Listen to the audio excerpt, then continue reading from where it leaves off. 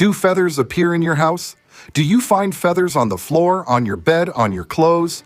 Do you want to know if they're angels or what this could be? Well, stay until the end. I'm going to invite you to subscribe to this channel if you haven't already, and to turn on the notification bell. Give the video a like and share it on your social media. Without further ado, let's get started.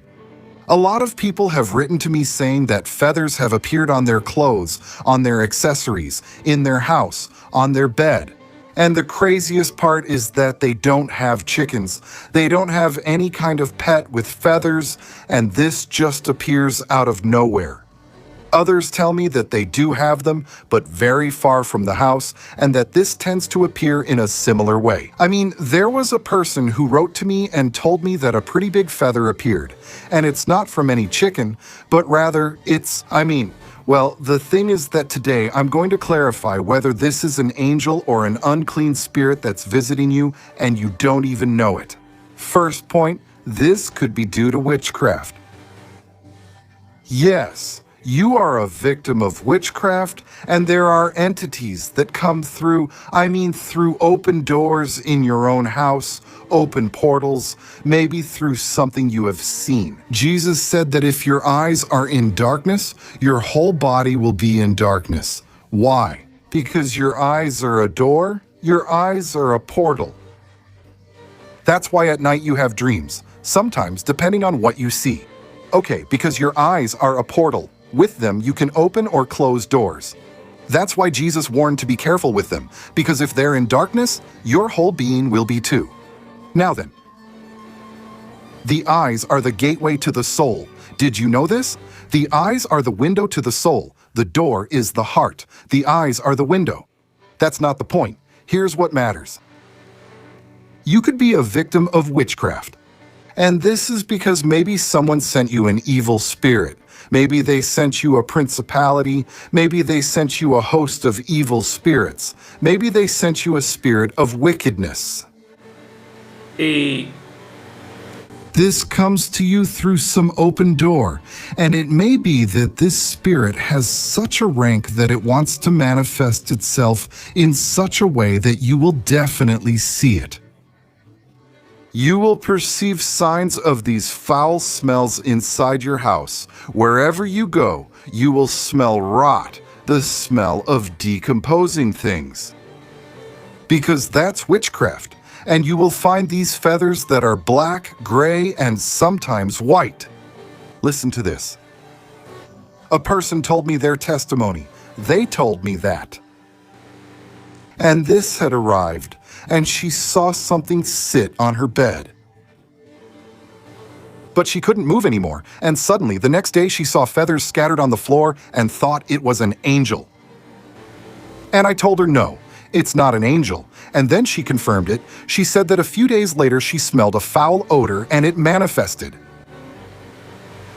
It appeared to her in the house, and she was at her mother's house, she told me, with her siblings. And when she went outside, she said she saw a big man in a tree who was there with very red eyes and wings. He had big wings, but it was black, and when he realized that they were watching him,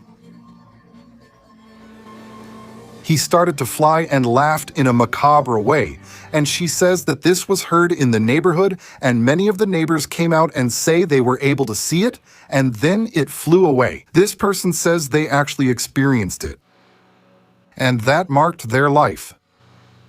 But she thought it was an angel, but no, I tell her again, it was probably a spirit that was sent to her. In the same way, what this person saw was what left the feathers inside his house. It could have been a Nahual, a sorcerer who transforms into some kind of aberration. Romans 8:1. Yes, Romans 8 says that for as many. Because they became proud, because they did not want to believe God. God gave them over to a spirit of error. And they burned in their lust, says the Bible. And they went after images of birds, quadrupeds, and reptiles. And God gave them over to these amorphous forms. There, he's referring to these people who can transform in these types of animals. Okay, so what I want to emphasize is that you should be careful if this feather is showing up. It could be, listen carefully, it could be an angel, it could be an angel, it could be, I repeat, I'm not saying it's an angel, but an angel could appear to you, and as a sign. Because if the Lord makes oil appear on your hands, as has happened to me, it exists. He makes gold appear. He makes real diamonds appear. He makes literal things appear. He makes money appear in your clothes. He makes me see gold and silver glitter. He has put in people in their teeth fillings of silver, platinum, gold, ivory. I have seen it. I mean, how could he not leave you a feather as evidence? I do believe there are angels who can, but you can tell because the Lord tells you beforehand. First, you get a warning that tells you you're going to be visited, and there's a sign, you know? That encounter is going to mark you for good, and you'll realize it was God, but not because something happened. Suddenly, you're going to say it was God, without knowing how this person was doing. This sister, who, wow, she thought it was an angel and talked about it with other people until she had this visitation. About this man, Mothman. You could call it the Mothman phenomenon, which generally, they are usually people transformed into these kinds of things, influenced by unclean spirits. May the Lord rebuke him. So, be careful if you start finding some kind of feather in your house, and you know it's of unknown origin. You don't have any animals with feathers. Your house is sealed. There's no way this could happen. And this shows up? Be careful, is that so? Being a victim of witchcraft can mean being attacked by the forces of darkness. People who want to hurt you, people who for no apparent reason want to make your life impossible. You have to be careful, because most of them know that you are a man of God. They know that you are a man of God, that you, a true woman of God, and they are looking for ways and means to destroy you, to find a way to send you to the other world. Simply because they want to do it using those tricks. But the one who is with the Lord, none of this will touch him, of course.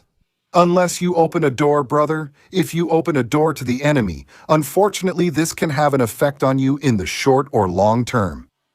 That's why it's always best to stay under the shelter of the Most High. The psalmist, he recites what happens to a person when they are under the shelter of the Most High. He says that nothing, in his psalm, he says that nothing can touch him. He who dwells in the shelter of the Most High will rest in the shadow of the Almighty. That is, when you are under the Lord's shadow, under his wings. Nothing, neither arrow nor night pestilence, neither by day nor by night, nor arrow. You know what an arrow is, brother. An arrow. It's like a boomerang that's thrown so it comes back, and then you understand it. So they're darts, they're attacks sent against you, they're arrows. When you are under the wings of the Lord, none of this can touch you, neither pestilence, nor sickness, nor terror, because they will appear to you to act, to scare you, to leave you clear messages. You might see, maybe at night, entities. May the Lord rebuke them. You can't be afraid because true love casts out fear. They will appear to you in dreams. You'll see it. In visions. You'll see it literally. You will see these spirits literally. The psalmist says, no, I will not be afraid, not even of the terror of the night. Because these are the benefits of a person who dwells under the shelter of the Most High. If we are under the shelter of the Most High, no one can touch us, no evil spiritual force, nor any material force either. Why? Because the Lord is with us, because the Lord is protecting his people and the Spirit of God. Whatever they throw at you, the Spirit of God, God breaks it. That's why Mark 16 verse 17 says that these signs will follow those who believe in his name. We will cast out unclean spirits, we will lay hands on the sick, and they will recover. And if we drink or eat anything deadly, it will not harm us. It will not harm us. Why won't it harm us? Because we are powerful, because we are supermen, because we are Wonder Woman. No, brother, because the Spirit of God is upon us, and He makes His DNA become one with ours. And the DNA of the Holy Spirit, no poison can stand against it. Okay, so no witchcraft, no curse can stand against the child of God. Let me say it again, unless you are outside the shelter of the Most High and you have opened a door. That's why you have to be in the position and in the place where God told you that you have to be. Don't move without the guidance of the Holy Spirit. Why? Because you will be a vulnerable target for the kingdom of darkness. You understand what I'm telling you. If you move from the place and the position where God established you, you are making yourself vulnerable. It's like God calls you for one assignment and you want another. Example. If you're a prophet who becomes a pastor, what will he say? You're making yourself vulnerable. Everything that happens there, being a pastor, of course, it's not going to go well for you because that's not your assignment. You'll fail there. Your success is in the prophetic because God called you to it. When that happens, do you know what will happen? God won't take responsibility for anything, so you'll be vulnerable to what happens because that's not your assignment or position. And therefore, since you are in disobedience, in other words, since you are operating outside of your design, there will be retaliation against you. It's coming. If you're exposed, you'll be hit. So, the prophetic, where the covering of the Most High is over you.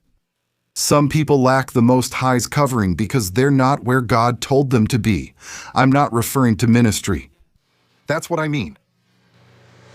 I'm talking about obedience. Obedience in general. Obedience. You need to go and stay where the Spirit guides you, because that's where you'll be safe. Okay, so what I want to point out to you is that you should be careful with certain things that appear in your home. If you wake up in the morning, you're about to go out and you see powders inside the door, you see little bags, small pouches. They're called little bags in some countries. Here in my country, we call them tied pouches. Leaves of things tied up. You see things like bones lying around. Don't think a dog brought it. Don't think it just appeared there out of nowhere. Nothing. No, no, no, no, no. Be careful. Don't touch it. Don't walk barefoot. And no, after a prayer, proceed to remove that from there. Why? Because no. It's witchcraft. Okay then. Officially. I urge you and I charge you that you follow these rules. And this was how to find out if feathers appear in your house. That something is happening, whether it's an angel or a spirit. Okay, since this is a phenomenon that tends to happen a lot and people write to me about it a lot on my social media, telling me to talk about this, here is the video. Subscribe to the channel if you haven't already, like the video, and share them on your different social networks. God bless you. God keep you. Shalom. Ubraha. You can find me on Facebook for prayer under the name Diani De La Rosa, and on Instagram for prayer under the name Prophet Diani De La Rosa. Follow me there. I'll be praying for you and your loved ones there. Leave us your request. Shalom. Ubraha.